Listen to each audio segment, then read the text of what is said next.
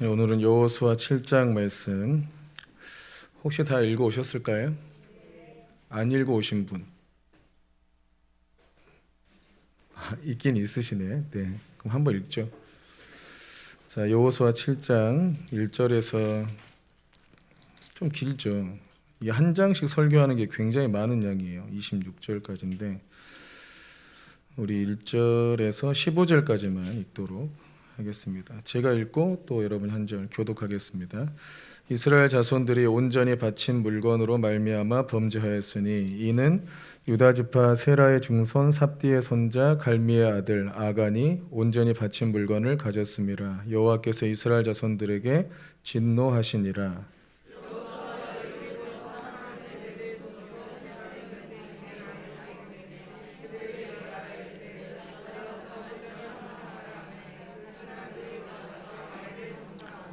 여호수아에게로 돌아와 그에게 이르되 백성을 다 올라가게 하지 말고 2~3천명만 올라가서 아이를 치게 하소서. 그들은 소수이니 모든 백성을 그리로 보내어 수고롭게 하지 마소서 하므로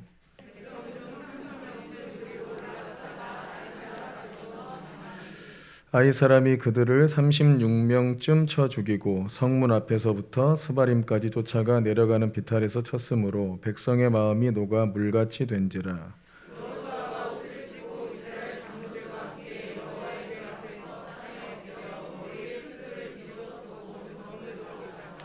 이르되 슬프도소이다 주 여호와여, 어찌하여 이 백성을 인도하여 요단을 건너게 하시고 우리를 아모리 사람의 손에 넘겨 멸망시키려 하셨나이까.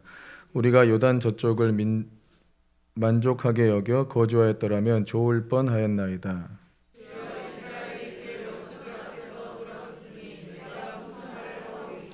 가나안 사람과 이 땅의 모든 사람들이 듣고 우리를 둘러싸고 우리 이름을 세상에서 끊으리니 주의 크신 이름을 위하여 어떻게 하시려 하나이까 하니,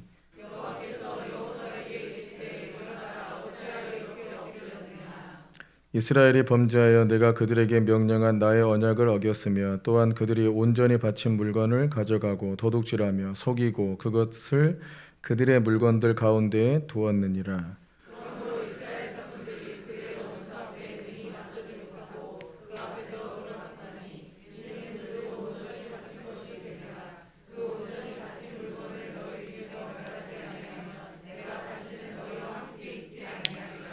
너는 일어나서 백성을 거룩하게 하여 이르기를 너희는 내일을 위하여 스스로 거룩하게 하라. 이스라엘의 하나님 여호와의 말씀에 이스라엘아 너희 가운데 온전히 바친 물건이 있나니 너희가 그 온전히 바친 물건을 너희 가운데에서 제하기까지는 내 원수들 앞에 능히 맞서지 못하리라.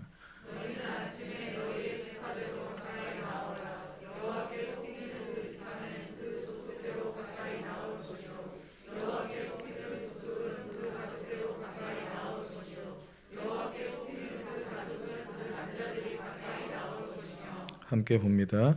온전히 바친 물건을 가진 자로 뽑힌 자를 불사르되 그와 그의 모든 소유를 그리하라.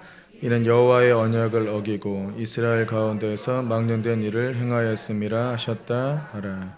아멘.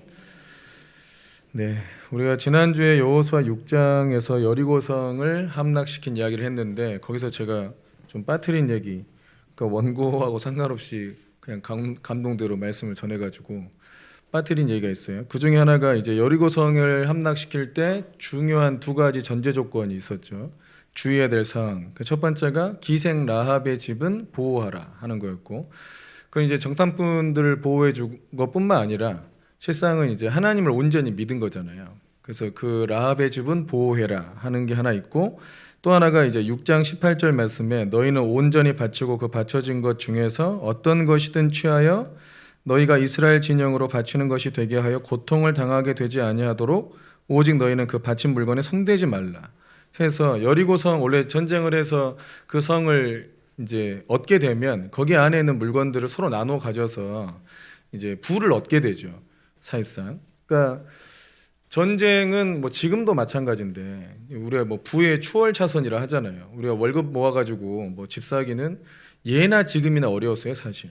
옛날에는 그래도 뭐 10년 모으면 집을 살 수 있었다고 하지만 지금 못 산다고 하는데, 옛날에 제 기억에도 저희 부모님이 저축을 70% 80% 했던 것 같아요. 7, 80%를 허리띠 졸라매면서 이렇게 저축을 했으니까 10년, 20년 지나면 뭐 집을 샀던 거지. 여러분 지금도 70%, 80% 저축하면 살 수 있어요? 아닌가? 근데 뭐 지금 누릴 거 다 누려가면서 사니까 못하죠. 옛날 부모님들이 누릴 거 하나도 안 누리고 허리띠 졸라매면서 사니까 그것도 샀던 건데. 근데 아무튼 뭐 월급 모아 사는 게 이제 뭐 부의 서행 차선 아니면 가난의 길로 가는 거고, 부의 추월 차선은 일종의 이제 방법들이 있는데, 성경에 나와 있는 부의 추월 차선은 전쟁을 해서 이기는 거예요. 전쟁에서 이기면 하나만 이겨도 부를 갑자기 얻게 되죠. 이런 방식이거든요. 그러니까 여리고성 같은 경우에 이 성을 함락시키고 또 그 많은 가나안 땅의 성들을 다 함락시켜서 그 성을 얻으면 이스라엘 백성들이 광야에서 거짓대처럼 살다가 갑자기 부를 얻게 되는 거예요. 또 사업을 얻게 되죠. 땅을 얻게 되니까.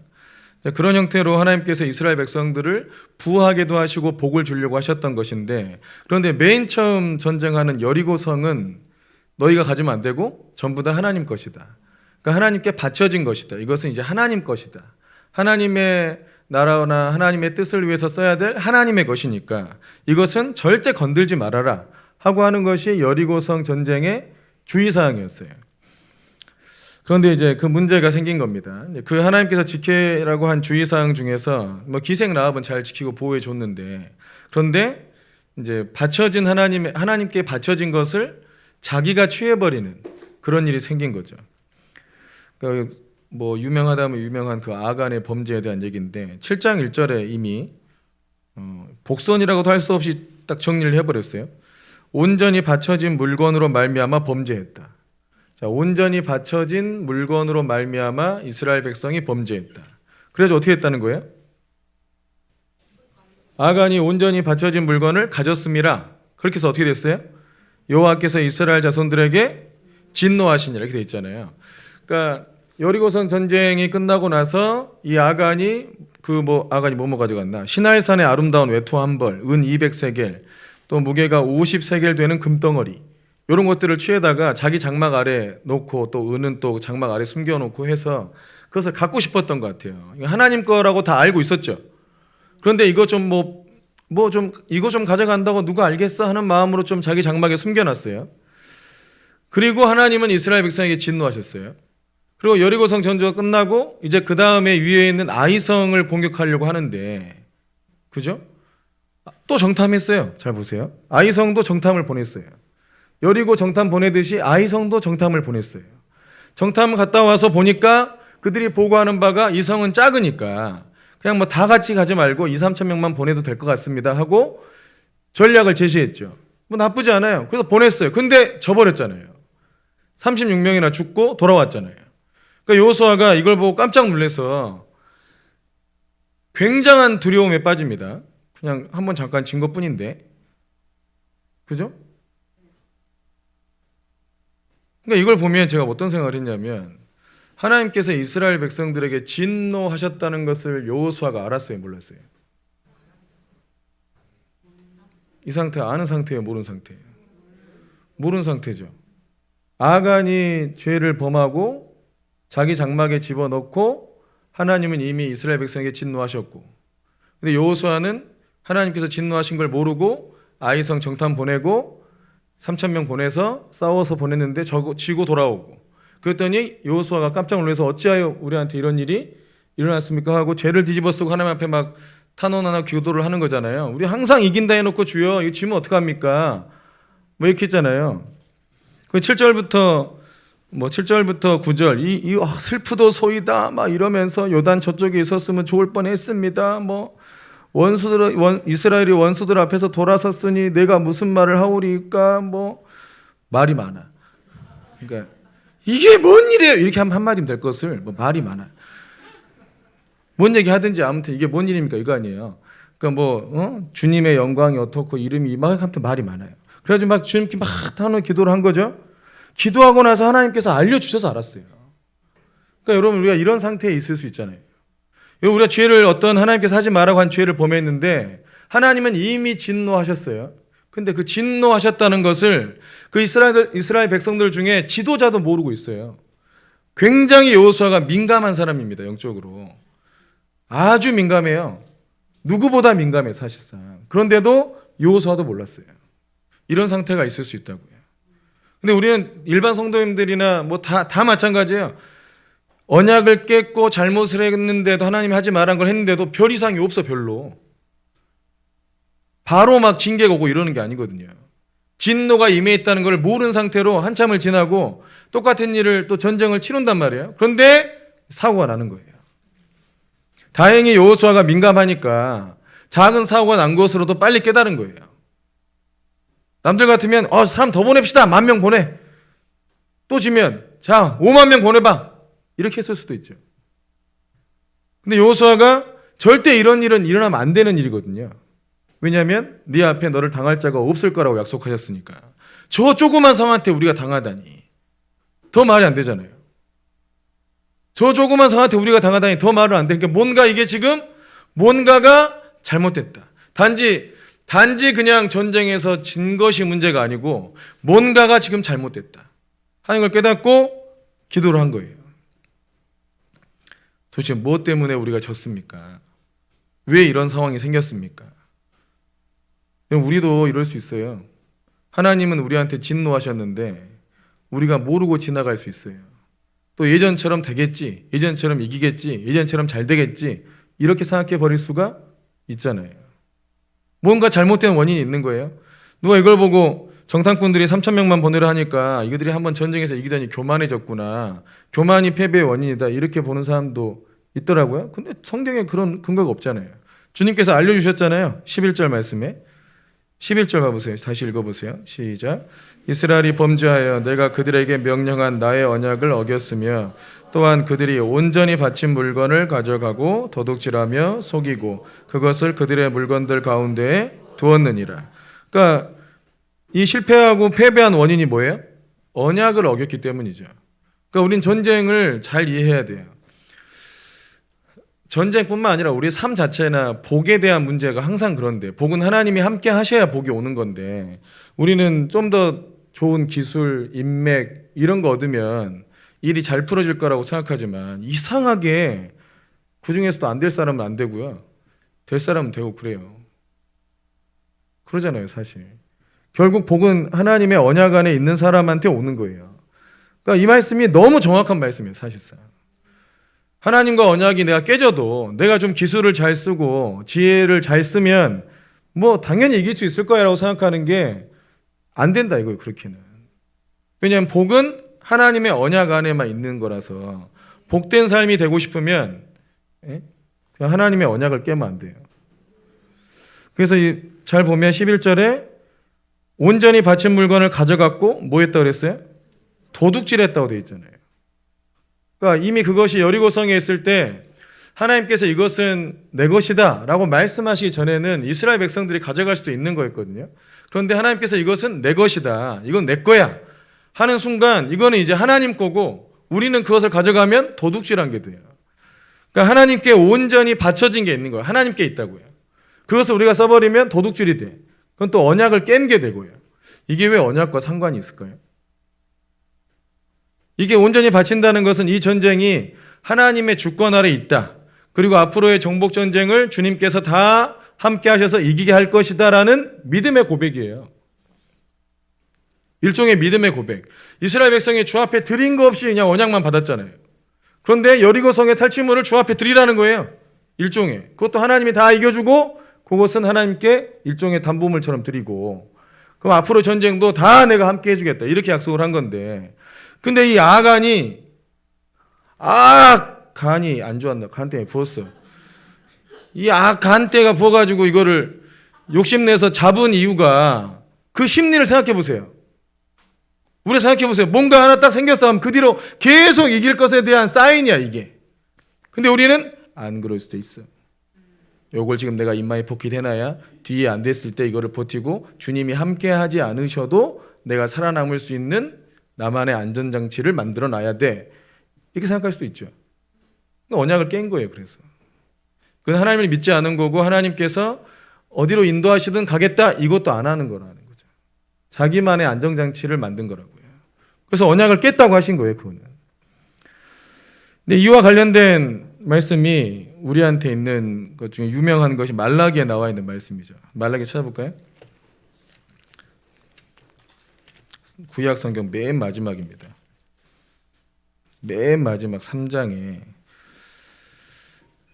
말라기 3장 9제 말라기 3장 7절부터 보면 만군의 여호와가 이르노라 너희 조상들의 날로부터 너희가 나의 규례를 떠나 지키지 아니하였도다. 그런즉 내게로 돌아오라. 그리하면 나도 너희에게로 돌아가리라 하였더니 너희가 이르기를 우리가 어떻게 하여야 돌아가리이까? 그러니까 하나님께서 너희가 지금 나를 떠났으니까 내게 돌아와라. 복 받고 싶으면 나한테 돌아와라. 그랬더니 이스라엘 백성들이 뭐라 그래요? 어떻게 하면 돌아갈 수 있나요? 했더니 8절에 사람이 어찌 하나님의 것을 도둑질하겠느냐. 그러나 너희는 나의 것을 도둑질하고도 말하기를 우리가 어떻게 주의 것을 도둑질하였나이까. 하나님께서 너 내 거 도둑질했잖아. 그러니까 우리가 어떻게 하나님 걸 도둑질해요. 그러니까 하나님께서 설명해줘요. 11조와 봉헌물이다. 그러니까 너희 곧 온 나라가 나의 것을 도둑질하였으므로 너희가 저주를 받았느니라 하고 말씀하신 거죠. 그러니까 11조가 누구 것? 11조는 하나님의 것이라고 성경에 나왔습니다. 성경에 11조는 하나님의 것이라고 나와 있어요. 또 봉헌물이 따로 있잖아요. 그러니까 여리고성 같은 경우는 11조가 아니죠. 탈취물의 전체잖아요. 그건 천열매하고 비슷해요. 이런 것을 봉헌물이라 그런 거예요. 그러니까 하나님께서 어떤 상황에서 지정해 준 게 있어요. 이거는 하나님 것이다. 지정해 주고 11조를 훨씬 넘어서는데 하나님께서 지정해 준 게 있다 이거죠. 자, 너희 곧 온 나라가 나의 것을 도둑질하였으므로 너희가 저주를 받았느니라. 이 저주라는 게 여러분 이 상태가 뭐냐면 수고하고 애써도 열매를 맺지 못하는 상태가 저주입니다. 내가 수고하고 애쓰는 거는 해요. 아무것도 안 하고 열매 안 맺는 거는 당연한 거고 열심히 애쓰고 열심히 고생하고 열심히 뭔가를 했는데 하나도 열매가 안 맺히는 거. 이게 저주예요. 뭐 때문이다? 하나님의 것을 도둑질했기 때문이다. 그래서 10절에 만군의 여호와가 이르노라 너희의 온전한 11조를 창고에 들여 나의 집에 양식이 있게 하고 그곳으로 나를 시험하여 내가 하늘문을 열고 너희에게 복을 쌓을 곳이 없도록 붙지 아니하나 보라. 그래가지고 하나님께서 야 11조를 온전한 11조를 창고에 들여서 나의 집에 주의 성전에 양식이 있게 해봐라. 그럼 내가 너에게 복을 쌓지 않나 한번 봐라 이거잖아요. 믿으세요? 네. 그러니까 하나님께 11조는 하나님의 것이고 온전한 11조를 주 앞에 드렸을 때 주님도 내가 너에게 복을 주겠다는 이 약속에 대해서 온전히 지켜주겠다는 거예요. 아멘이십니까? 그러면 온전한 11조가 뭐냐? 온전한 11조가 뭐냐? 이 온전한 11조를 한참 막 저도 이렇게 이 연구가 지금도 활발하게 진행되고 있는 연구거든요. 확실히 잘 몰라서. 근데 제가 청년부를 맡았을 때 어떤 목사님은 이게 매출의 11조냐 소득의 11조냐 이런 걸로 따졌어요. 그러니까 매출의 11조가 온전한 11조다. 이러면 사업 다 망합니다. 뭐 가진 게 없으니까. 근데 이건 매출이냐 수입이냐 이런 문제가 아니에요. 그러니까 저도 이제 처음에는 거기에 좀 헷갈렸는데 문맥을 항상 보고 판단해야 돼.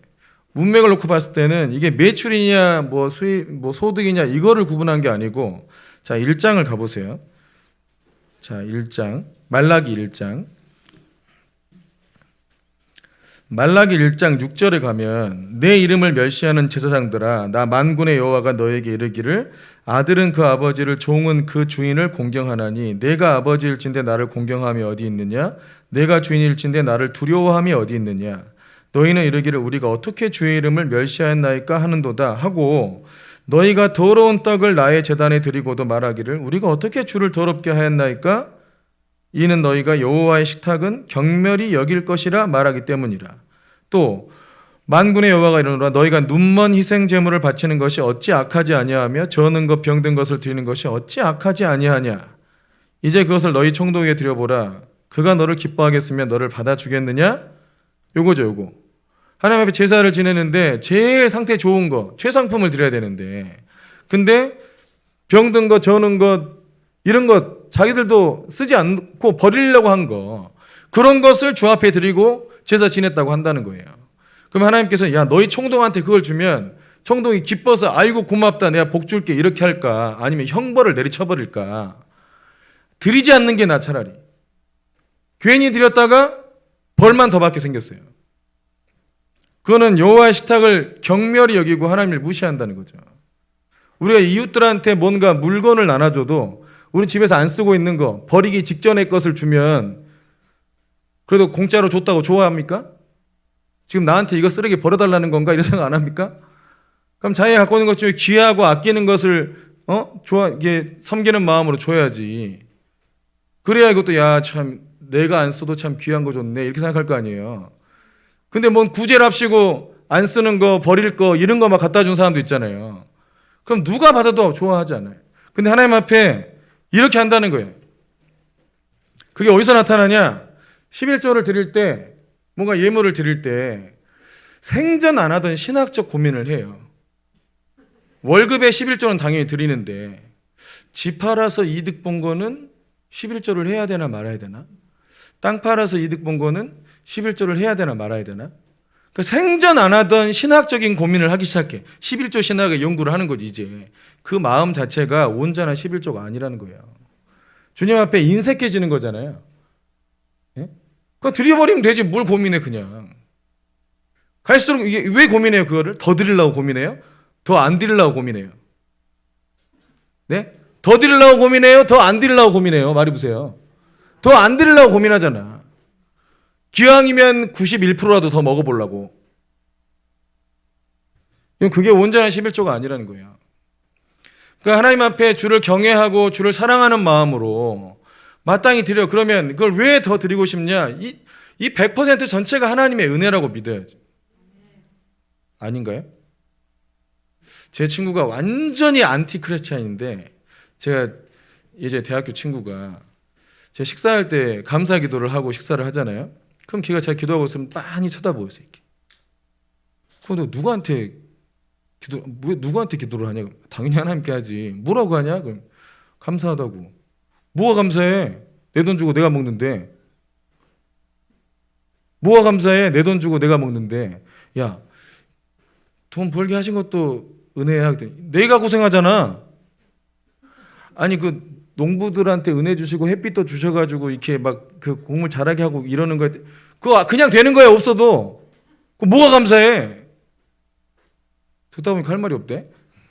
그냥 감사해라. 왜 감사하기도 하고 하나님께 이게 다 하나님이 주신 거니까. 여러분 믿는 사람과 믿지 않는 사람의 차이는요. 아까 찬양했듯이 당연한 게 하나도 없고 전부 은혜라고 믿어진다는 거고 하나님 믿지 않는 사람은 전부 내가 고생했지 하나님이 해준 게 뭐가 있냐 이렇게 생각해요. 그게 또 저희 아버지가 했던 얘기가 뭐냐면 평생 수고하고 애써가지고 돈을 벌고 가정을 일으키셨어요. 근데 신앙이 좀 이렇게 교회는 다니되 11조 낼 때마다 손 떨리던 시절에는 하나님이 은혜를 준 것도 있는데 아버지가 진짜 밤새 열심히 노동하고 고생하고 애써서 이게 된 것이다라고 강조하셨어요. 근데 은혜가 딱 들어가니까 이게 딱 바뀌더라고요. 아버지가 고생한 것도 있지만 다 하나님의 은혜라고. 그 은혜가 일상적으로 오는 것 같은데 안 그래요. 제가 저희 부모님이 하시던 이제 그 분식점이 있었고 옆에 또 있었거든요. 저희 부모님이 이걸 운영하실 때 그 주일을 쉬죠. 11조를 잘 드렸죠. 어떻게 보면 5일 일한 걸로 이제 사신 건데 옆에는 하루도 안 쉬어. 그럼 손님을 뺏기잖아요. 그죠? 하루도 안 쉬고 일하는데 여기는 어쩌다 한 번씩 몇 달 안 나와요. 알고 보면 다 병원에 입원해 있어 이분들은. 우리는 주일에 한 번씩 꼭 쉬니까 안 아프고 그 20년 동안을 한 번도 병원을 안 갔어요. 그것도 놀랍지 않습니까? 이게 건강한 게 당연한 것 같아도 당연한 게 아니라니까요. 언제든 무슨 사고가 날 수 있는데 그걸 전부 다 막아줘요. 우리 노화를 안 보고 가만히 냅두면 걔는 며칠 안에 죽을걸요? 다 부모님이 봐주고 챙겨주고 뭐 해주고 지는 못 느껴도 다 뭔가를 해주니까 얘가 안전하게 살고 있는 거죠. 우리도 마찬가지잖아요. 근데 그것을 인식하고 있냐 모르느냐가 거기서 차이가 나는 거예요. 그러니까 하나님을 믿는 사람은 이 모든 게 다 주의 은혜로 됐구나 하고 아는 거고 하나님을 안 믿는 사람은 다 내가 고생해서 된 것인데 내가 뭐 누구한테 감사하냐 이렇게 되는 거고. 누가 그 찬양을 이제 유튜브에 나오는데 그 댓글에다가 누가 썼더라고요. 나는 신앙이 없지만 신앙이 있는 사람들의 자세를 알 것 같다고 이렇게 썼더라고요. 그러니까 신앙이 있는 사람들은 늘 이렇게 모든 게 은혜라고 믿고 늘 감사하며 사는구나. 그게 신앙이 있는 사람들이구나 하고 썼더라고요. 안 믿는 사람도 그렇게 생각해요. 안 믿는 사람도 은혜고 감사하고 모든 것이 다 하나님의 어떤 베풀어 주신 은덕이다 생각하고 사는 것이 훨씬 더 낫다고 생각한다고.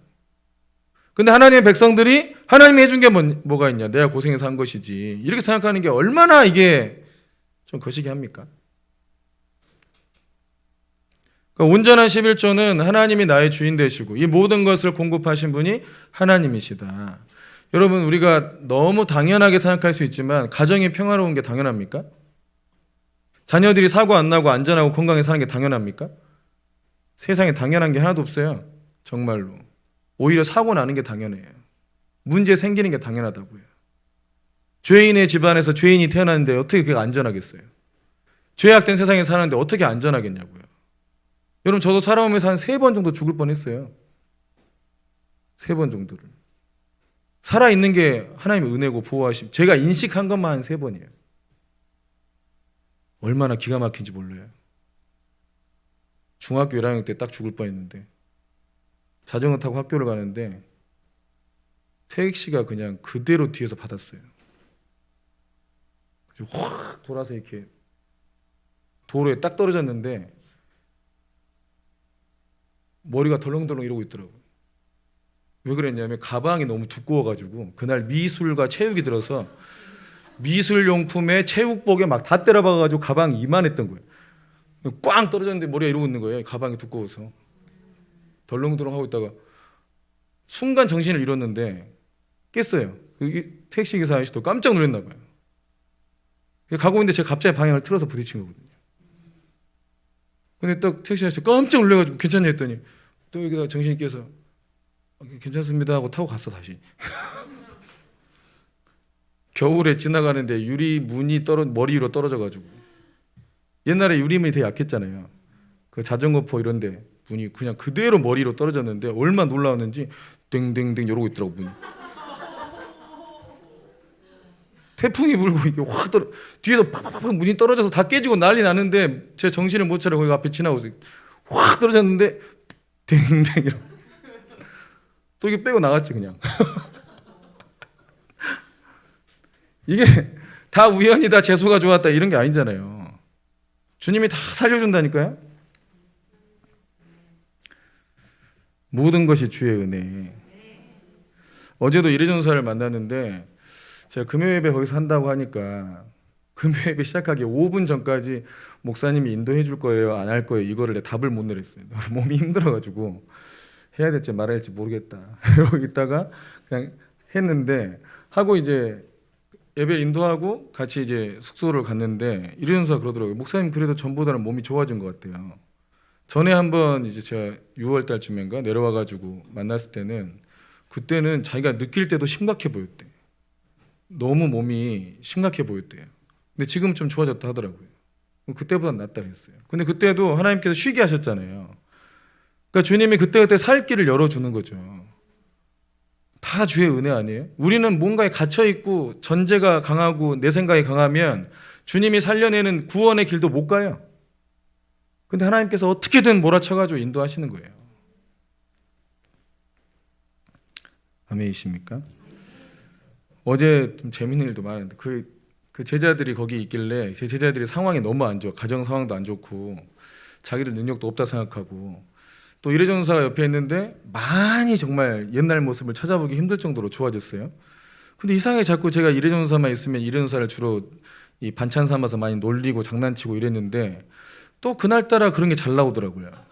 그러니까 걔네들이 이제 약간 자존감도 낮고 막 이러니까 이제 그런 게 좀 필요했었나 봐요. 전에는 이래전사가 그 장난치면 좀 자기도 이제 결혼도 하고 애도 낳았다고 되게 기분 나빠했거든요. 근데 어제는 또 굉장히 또 환영하대 그런 거를. 열심히 까줬죠. 하나하나 막 사력사력 생각하면서 아주 막 너무 막 재미있는 시간을 보냈어요. 그러니까 막 애들도 막 우리가 막 교육 선교 시켜준다 하니까 이제 자기는 공부하는 게 너무 싫다는 거예요. 그래서 공부 얘기만 나오면 막 고개를 설레설 젓고 난리더라고. 왜 이렇게 싫어하냐 그랬더니 선생님이 너무 어리고 그러니 선생님 탓이야. 선생님을 잘 만나면 돼. 이러다가 너희 전사님은 어찌인 줄 알아? 야, 이제 생각이 안 나서 그러지. 야, 생각나게 하나 설명했는데 막 자기도 안다고 막 의시되면서 자기도 영어를 안다는 거야. 막 이렇게 곧장 가자 막 go straight 이거잖아. go strange 막 이랬던 애예요. 얘 세상 무식했던 애거든요. 또 말도 막 더듬고 뭐 이러다가 그냥 말하면 막 답답해 죽을라 그래. 막 답답한데 설교만 하면 얘가 갑자기 말을 잘하고. 지금은 뭐 설교할 때나 뭐 내려와서나 다 말을 잘해요. 그러니까 애들이 전혀 안 믿더라고 그거를. 전혀 안 믿어 전혀. 완전히 사람이 바뀌었죠. 완전 은혜 덩어리 은혜 덩어리. 영어를 고 스트레이트를 고 스트레인지 하는 애인데 어떻게 신대원은 합격했는 줄 아세요? 신대원에 어떻게 영어 시험을 안 보나? 침신대 신대원에서 항상 영어 시험을 봤는데 걔가 지원할 때는 영어 시험을 안 본다고 해버린 거예요. 그래가지고 신대원을 들어갔어요. 그래서 하나님도 너무 애쓰신다 했어. 진짜 걔 사역자 만들려고. 진짜 하나님이 고생이다 정말. 어느 세계 어느 신대원에서 영어 시험도 안 보냐. 너 때문에 그런다고 막. 그러게 은혜 덩어리 은혜 덩어리. 그다음 문득 또 보람사모가 딱 눈에 보이더라고. 여러분 보람사모 아시는 분 기억나십니까? 순간 옛날이 떠오르더라고요. 보람사모가 와가지고 뭐 상처가 많았어요. 그래서 제가 이제 상담한다고 뭔 얘기를 하고 있는데 뭐 말을 안 해 말을. 그러니까 말을 얼마나 천천히 했는지.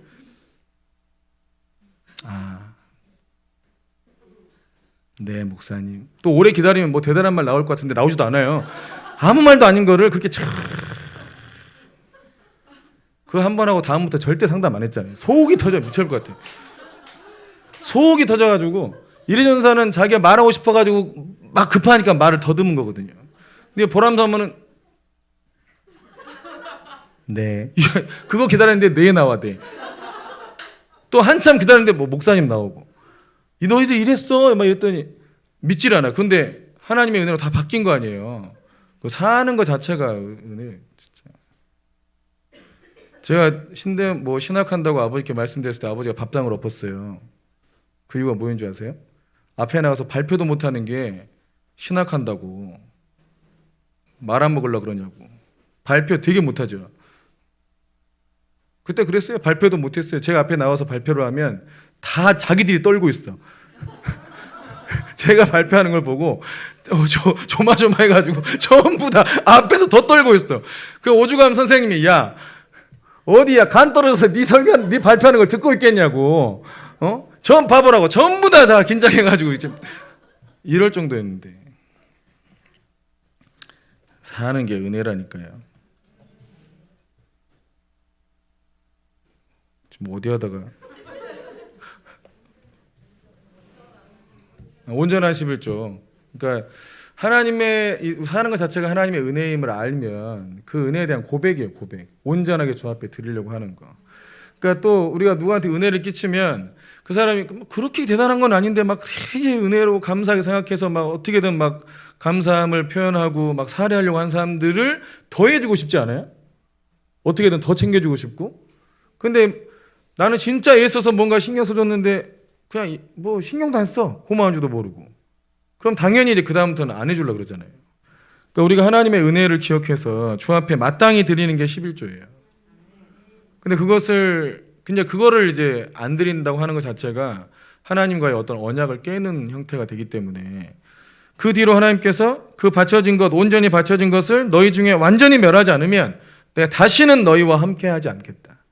그러니까 하나님이 함께 하셔야 전쟁에도 이기고 하나님이 함께 하셔야 유업도 성취하고 하나님이 함께 하셔야 그 모든 것이 안전하게 가는 거예요.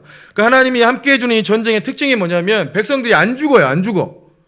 전쟁하는데 어떻게 안 죽냐고요. 너무 신기하지 않아요? 기드온이 300용사하고 싸울 때도요. 미디안 군대만 죽지 300명이 안 죽었다고요. 그대로 남아있어요. 그러니까 전쟁을 해서 유업을 얻으면 우리가 다 살아남아 있어야지. 그죠? 부흥은 왔는데 아무도 없어. 이러면 뭔 소용이 있어 이게. 하나님의 부흥이 임했는데 그것을 위해서 준비하고 영적인 싸움을 싸운 지체들이 아무도 없다. 아무 소용 없잖아요. 근데 죽은 거예요. 그러니까 충격이죠.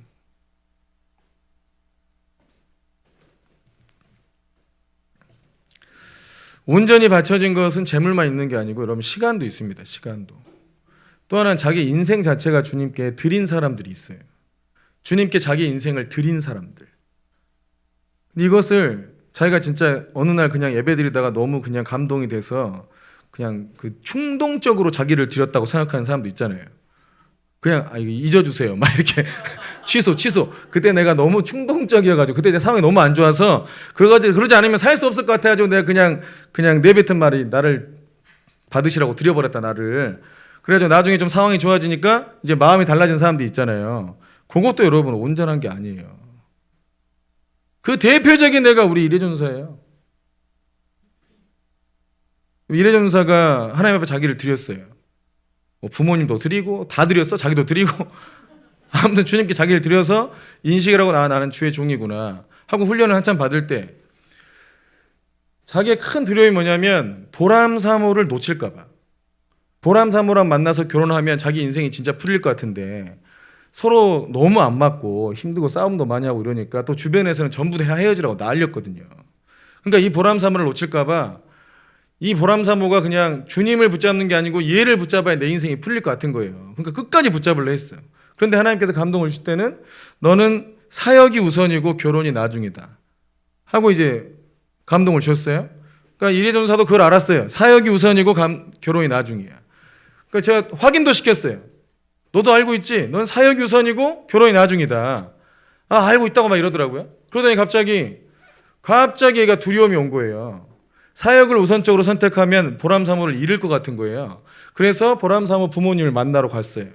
만나러 가서 잘 좀 얘기라도 할 것이 거기서 또 깽판을 쳤어. 어떻게 하다가 또 뭐가 일이 잘못됐어요. 또 뭐 언니들도 만나면 또 잘못됐어요. 그래가지고 정말 뭐 이런 놈이랑 결혼시킨다고 아주 가정이 난리가 난 거예요. 그러니까 보람사모랑 결혼 못하게 될 것 같잖아요. 그러니까 완전히 다운됐어요. 그러다가 병이 왔어요. 그러다가 A형 간염 오고 황달이 오고 황달이 보통은 좀 치료하면 없어지는데 안 없어진 채로 몸이 쌤누라질 때까지 거의 죽음의 직전까지 간 거예요. 뭘 잘못했어요? 결혼은 하나님이 책임져 주는 선물이고 너는 주의 길을 따라가야지. 네가 결혼 문제를 풀려고 하니까 일이 틀어졌죠. 하나님 못 믿은 거죠. 자기가 해야 될 일이 있고 하나님이 선물로 주는 게 있고 이러잖아요. 자신은 사역이 우선이고 그러면 이 결혼은 하나님께 선물로 줄 건데 그 부분이 순서가 틀려졌어. 그래서 죽을 뻔했어요. 정말 그러다 죽을 뻔했다고요. 왜 죽을 뻔할까요? 그런 별것도 아닌 일 같은 그 일 때문에. 자기 인생이 이미 자기 것이 아니기 때문이죠. 주님의 것이라고 다 들여놓고 자기 뭐 쓰임 받게 해달라고 그렇게 막 이렇게 눈물로 콧물로 막 다 자기를 들여놓고 막상 부르니까 잠깐만요. 결혼 좀 해결하고 갑시다. 이렇게 지가 그 장난을 치면 안 되죠. 그래서 제가 너 목숨 걸고 사역의 길을 가라고 굉장히 세게 얘기해가지고 올라왔어요. 올라와놓고 한 얘기가 뭐냐면 저 이제 보람이랑 결혼 안 할게요. 헤어질게요. 이러더라고요. 왜 헤어져? 너 사역의 길을 가면 그 선물로 주실 건데 아니요 헤어질게요. 막 이래 또 이래저래 무식하기를 정말. 그래서 올라오니까 나았어요. 몸이 나았어. 몸이 나았고 또 보람사모도 목사님 저희는 만나면 안 되는 걸까요? 하면서 우리 헤어지기로 했어요. 너도 야 똑같은 것끼리 만나가지고 그래 이제 몸이 괜찮아지니까 마음도 새로워져. 그러면서 보람사모 와가지고 근데 목사님 우리 헤어지는 게 아닐 수도 있다는 생각이 좀 든다. 그랬더니 누가 헤어지래 누가 우선순위의 문제인데 결혼은 선물로 주실 거고 네가 사의 길을 오면 되는데 그 마음을 딱 먹고 주의 길을 가겠다고 딱 결단을 했어요. 자기 인생을 원래 바쳐진 인생이니까 주께서 쓰시고자 하는 데를 날 드렸잖아요. 그리고 어떤 일이 일어났을까요? 보람사모 아버지로부터 전화가 왔어요. 뭐 여기 젊은 사람이 그런 일 갖고 쫄아갖고 있나? 내 딸 잘 부탁하네 이래버렸어요. 자 바로요 그냥 바로. 자기도 신기해가지고 얘기하더라고. 야 결혼은 하나님의 선물이고 네가 갈 길은 주의 길을 가는 건데 요거 순서 틀렸다가 죽을 뻔한 거 아니에요. 웬만한 사람이 해서 되는 건 아니고 자기를 바친 사람들 주님의 것인 사람들은 주께서 가자고 한 길을 안 가면 살 필요가 없다는 결론이 나는 거잖아요. 우리가 인생에서 많이 실패하는 이유 중에 하나는 내 자신을 주 앞에 들여놓고도 주의 길을 안 가려고 하는 거예요. 우리 중에는 정말 생명을 잃을 뻔했다가 다시 살아난 사람도 있어요. 정신 똑바로 차리세요. 주의 길을 가라고 살려놓은 거예요. 그런데 또 이제 살았으니까 이제 이것도 하고 싶고 저것도 하고 싶고 좀 놀아보고 싶고 좀 못다한 꿈을 이루고 싶고 막 이런 생각이 막 들어 이제 막. 부르심 외에 다른 길을 가는 거예요. 자기 인생을 다른 데다 써버린다고요. 그 결말을 보지 않도록 합시다, 우리. 이스라엘 백성들이 하나님 나라를 세우기 위해서 따로 부름받은 백성이죠. 근데 그들이 하나님 나라를 위한 인생으로 자기 민족 자체를 드렸는데 그렇지 않고 다른 나라, 하나님 섬기지 않는 나라 세워버리면 그 민족이 존재할 이유가 없습니다. 한 개인도 다 마찬가지입니다. 우리 희원이가 오늘도 아침에 딱 왔더니 분위기가 심각해. 집안 분위기가. 왜 그런가 했더니 희원이가 또 아침에 딱 눈 뜨자마자 게임이 하고 싶더래요. 엄마 게임이 하고 싶어요. 그러면서 왜 이런 생각이 자꾸 들까요? 중독됐나? 난 이 세상에서 없어졌으면 좋겠어요. 또 이런 이게 또 뭐 집안이 이상해. 뭐 또 난 이 세상에서 없어졌으면 좋겠다고. 그 이상한 애 엄마는 더 이상해. 그냥 너 없어져 버려라. 뭐 하나밖에 없나 되는데 없어졌으면 좋겠어요. 그래 없어져 버려. 그래 또 얘가 또 괜히 얘기했다 싶은 표정으로 자기가 막 이렇게 게임에 중독되어 있나 막 이제 걱정되나 보지. 걔도 하나님께서 아예 하나님의 종으로 부른 애거든요. 태어날 때부터. 지는 모르지만 제가 받았어요. 그래서 완전히 이제 너는 어려서부터 너는 하나님의 종이다. 너 게임에 중독으로 빠져가지고 게임할 거면 그냥 없어지는 게 나아. 우리 어머니가 그냥 제대로 그냥 그래 없어져 버려라. 너 게임에 중독할 거면 없어져 버려 그냥. 그러면서 집사람이 와가지고 지가 정상적인 엄마는 아닌 것 같대. 그래서 아니 다행이에요. 주님께 온전히 바쳐진 물건 그거는 여러분 주님 것입니다. 또 주님께 바쳐진 인생 여러분 주님 거예요. 그리고 여러분 뭘 믿어야 되냐면 주님께 바쳐진 인생이 제일 복된 인생이에요. 아멘이십니까? 그 제일 복된 인생이야. 별로 네? 제일 복된 인생이라고요. 여러분 어중간하니 살만하니까 그게 귀한지 몰라서 그래요. 거기 베델 침례교회 그 아이들은 밥도 제대로 못 먹죠. 부모는 자기들 다 버렸어요. 그러니까 이래전사가 뭐 부모가 이런 부모가 있니? 자식을 정말 버렸어요. 그거 지는 옆에 살게 해두고 지는 옆에 살면서 얘를 돌보지도 않아요. 뭐 이런 부모가 다 있냐고 그래요. 근데 걔네들은 자기 인생이 너무 힘드니까 그 중학생 애가 이래전사 앞에 와가지고 무릎 꿇고 자기 좀 도와달라 했다더라고. 살기가 너무 힘들다고. 그 중학생 애가 부모가 버려서 생긴 일이에요. 부모의 죄를 걔네들이 받고 있는 거라고. 그러니까 자기들 인생이 소망이 있겠어요? 이러니까 그냥 자신은 주의 일을 하고 싶은 거예요. 그래서 한 애가 자기는 신학하고 싶다 그래서 물어봐서 너 왜 하고 싶냐고. 이래전 사람을 보니까 하고 싶대. 이런 사람이 뭐 했는데 했더니 축구하는가 보고 하고 싶냐? 뭐라고 옆에서 이래전사가 야, 네 속 얘기를 빨리 얘기해 이러고 야, 너 왜 신학 얘기를 가려고 하는 거야? 왜 제자 되려고 하는 거야? 했더니 이래전사님이 축구도 하고 그랬더니 얘가 영혼을 살리는 일이 보기 좋아 보인다고. 너도 영혼이 살았냐? 그랬더니 자기도 살았고 자기 같은 애들이 많아가지고 그 영혼을 살리고 싶다고. 공부해라 그러니까 야 평생 공부해야 돼. 이게 지금 어떻게 하지? 이걸 가야 돼 말아야 돼 막.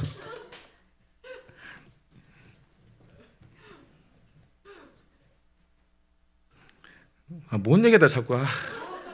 뭔 얘기했죠? 아무튼 제대로 받쳐진 사람은 그 길을 가야 돼요. 자기 자신이 받쳐졌다 생각하는 분 있죠?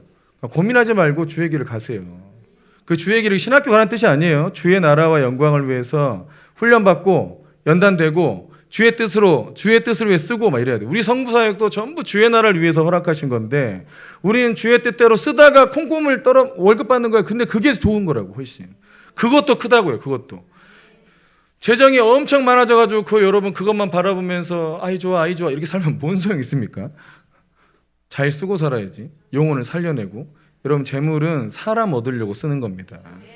불의한 재물로 사람을 얻고 친구를 만들고 영혼들을 구원하는 것이 재물을 제일 잘 쓰는 거예요. 창고에 가다 놓고 그거 보고 혼자 좋아하는 게 아니고. 아멘.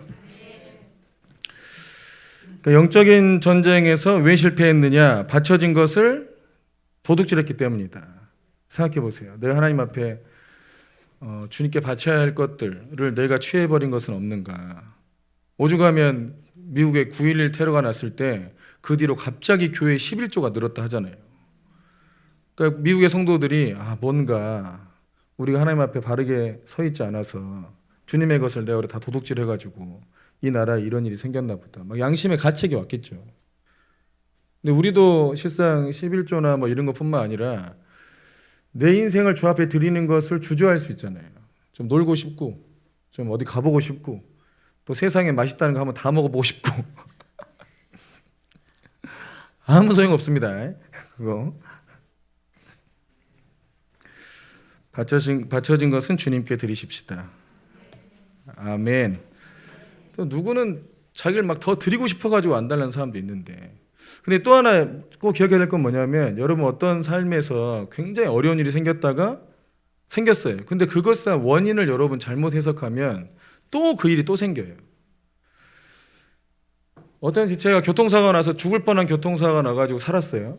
그거는 자신이 의로운 일을 하다가 고난당한 게 아니고 불순종해서 맞은 거예요. 그 살려준 거는 기회를 주신 거예요. 그런데 그것을 자기는 의롭게 그냥 순종하다가 어려운 일을 당했다 이렇게 해석을 하더라고요. 그건 뭐냐면 너 내 길로 안 오면 너 이번엔 진짜로 죽을 수도 있다 이런 경고기도 하거든요. 그거는. 그러니까 바쳐진 인생이 주 앞에 바쳐진 인생을 살지 않고 자기 나름의 길을 가려고 하면 주께서 그거를 가만히 두지 않는다는 거예요. 꼭 기억하셔야 돼요. 내게 일어난 어떤 일들. 그러니까 여호수아가 전쟁에 지고 주 앞에 물었잖아요. 아멘이시죠?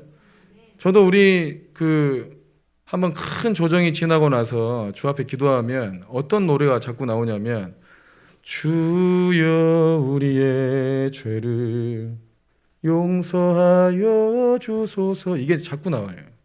뭔가 우리 지체들 안에서 큰 조정이 있을 때 죄를 많이 졌구나. 뭔가 죄를 지었구나 하나님 앞에. 성부사역이 풀어질 때 원래 목적과 방향을 잃었구나. 주여 우리의 죄를 용서하여 주옵소서. 여러분 이 죄를 하나님 앞에 물어야 됩니다. 이게 지혜입니다. 무슨 죄를 지었는지를 몰라 자기가. 그래서 하나님 어떤 죄인지를 깨닫게 해주시고 이거를 빨리 수정해서 주님이 함께 하심으로 적수가 없는 인생 되게 해주십시오. 항상 승리할 수 있도록 은혜를 주옵소서. 하나님이 함께 하셔야 이기는 건데 하나님이 진노하고 계신지도 모르고 있는 상태로 싸운다 이거예요. 그럼 무조건 지는 겁니다. 주님이 우리와 함께 하시도록 하나님 앞에 지혜를 구하면서 우리의 마음을 비춰주시고 우리의 죄를 드러내주시고 속히 수정해서 다시 승리하도록 은혜를 달라고 기도했으면 좋겠습니다. 하나님 찬양하고 기도하시죠. 우리 그 은혜 찬양 다시 한번 하겠습니다.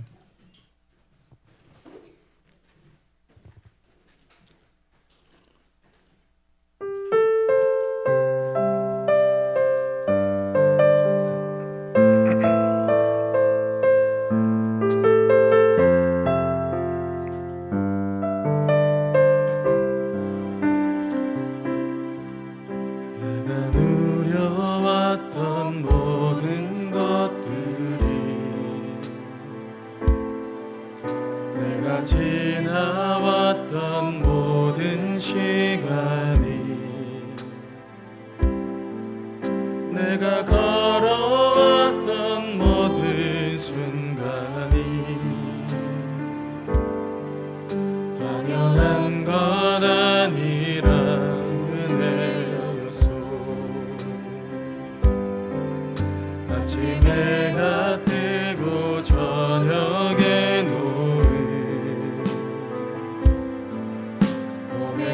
꽃향기와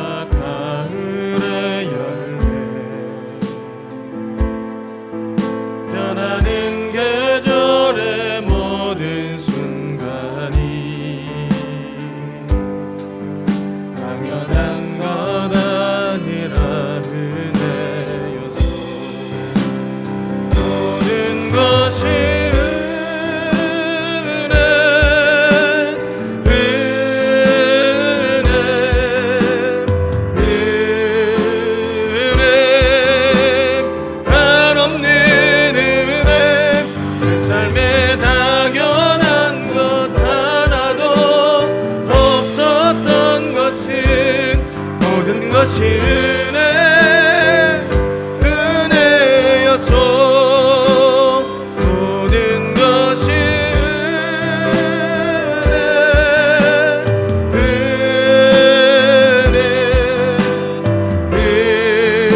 은혜 한없는 은혜 내 삶에 당연한 것 하나도 없었던 것은 모든 것이 은혜여서. 이 말씀을 생각하면서 같이 기도합니다. 우리가 숨쉬는 것 사는 모든 것이 주의 은혜임을 깨달아 알 수 있도록 주님 역사하여 주시옵소서. 주 앞에 바쳐진 인생 온전히 주님과 동행하며 주의 뜻대로 살도록 역사하여 주시옵소서. 주님 함께 하심으로 늘 승리하는 인생 되게 하여 주시옵소서. 우리의 마음을 감찰하사 우리의 허물과 죄를 드러내시고 회개함으로 정결하게 되어 주와 다시 동행하도록 승리하도록 역사하여 주옵소서. 주만 부르 기도합니다.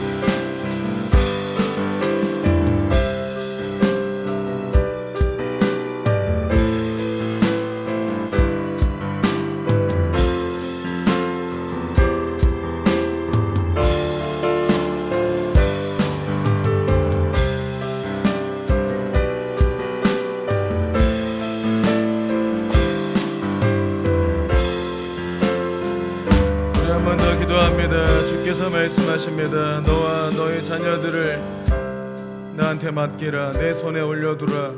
내가 너와 너의 자녀들을 네가 상상할 수 없이 없는 곳으로 인도하여 주며 너를 높여주리라. 너의 자녀들을 높여주리라. 주님을 믿습니다. 주님의 능력으로 우리의 가정과 우리의 자녀들과 가문을 일으켜 세워 주시옵소서. 하나님 나라의 영광스러운 가문 되게 하여 주옵소서. 하나님과 동행하는 영광스러운 자녀들 되도록 은혜 베풀어 주시옵소서. 우리를 받으시고 우리의 가정을 받으시고 우리의 가문을 받아 주시옵소서. 주만 부르 기도합니다. 주여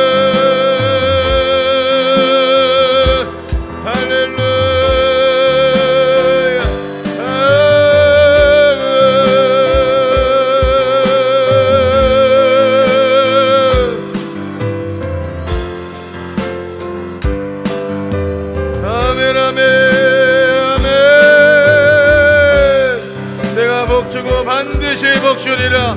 반드시 복주리라. 할렐루야. 아멘 아멘. 주여 주님과 동행하고 주님의 길 가기 원합니다. 주님을 온전히 믿는 온전한 믿음을 더하여 주옵소서. 아버지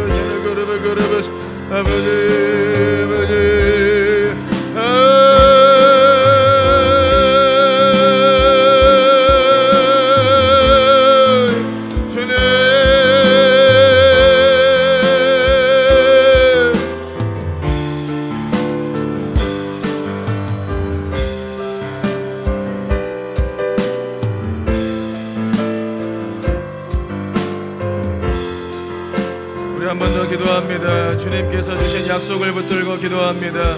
하나님께서 약속하신 내용들을 기억하십시오. 그 약속의 내용들을 붙들고 주님 응답하여 주시옵소서. 그 때를 앞당겨 주시옵소서. 하나님 아버지 역사하여 주시옵소서. 주 마음으로 기도합니다. 주 아버지 하나님 아버지 주님 아버지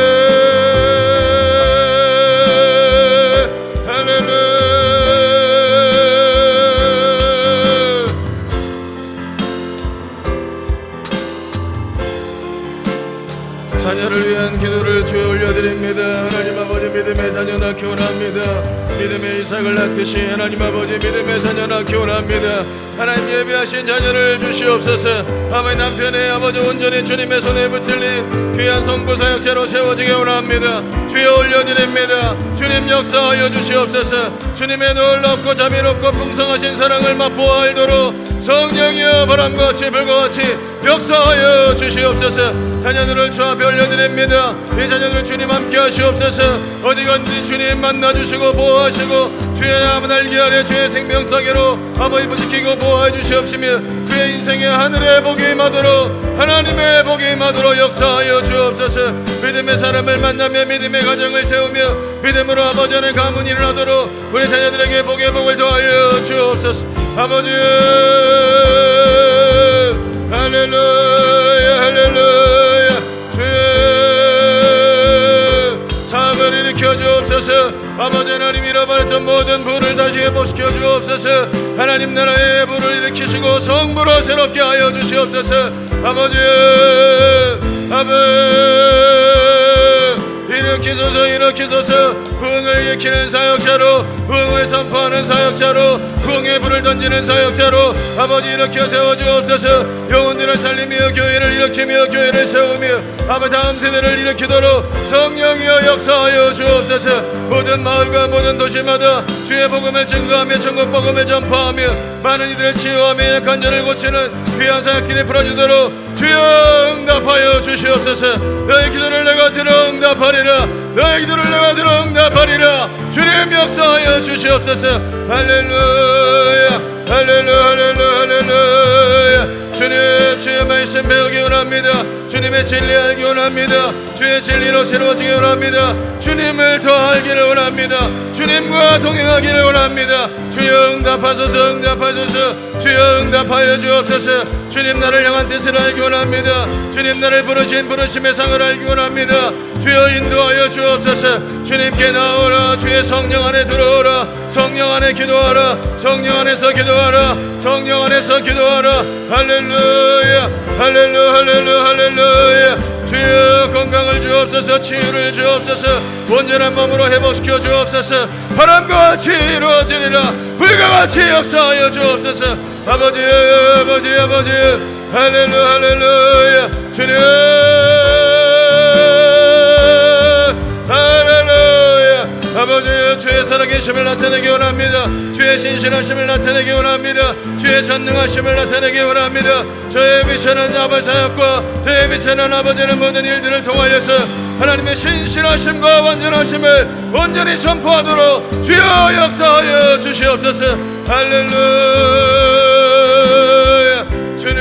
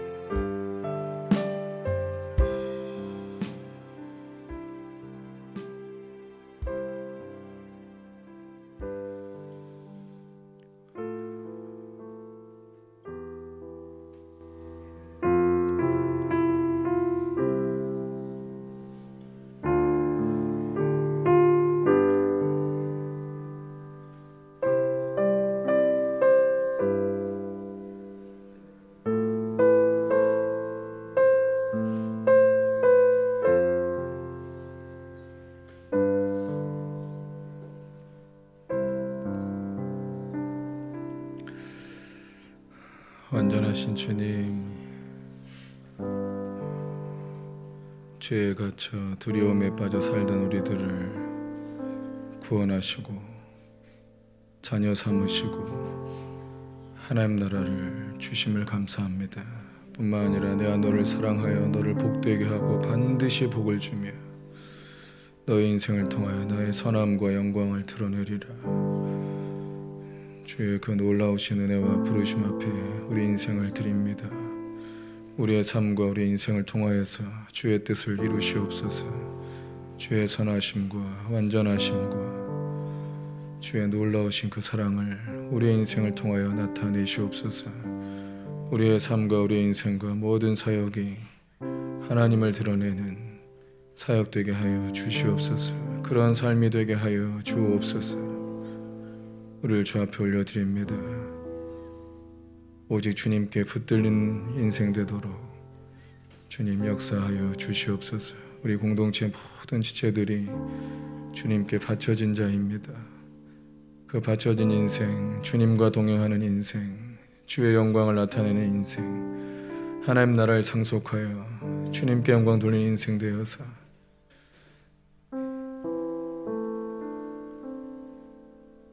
오직 주로 말미암아 살고 주를 드러내는 참 멋진 인생 되게 하여 주옵소서.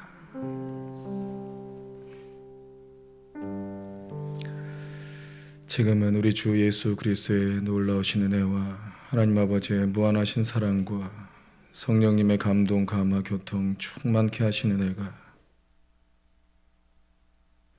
주 앞에 바쳐진 우리의 삶을 온전히 드림으로 모든 실패를 이기고 항상 이기는 삶 살기를 소원하는 우리 사랑하는 지체들 머리 위에와 가정과 가문과 사업과 사역 위에 이제부터 영원토록 함께 있을지어다.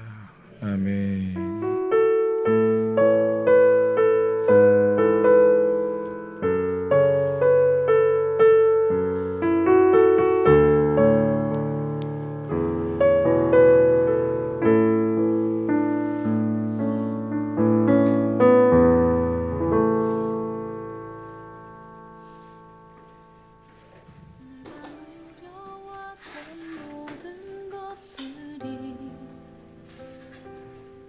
내가 지나왔던 모든 시간이 내가 걸어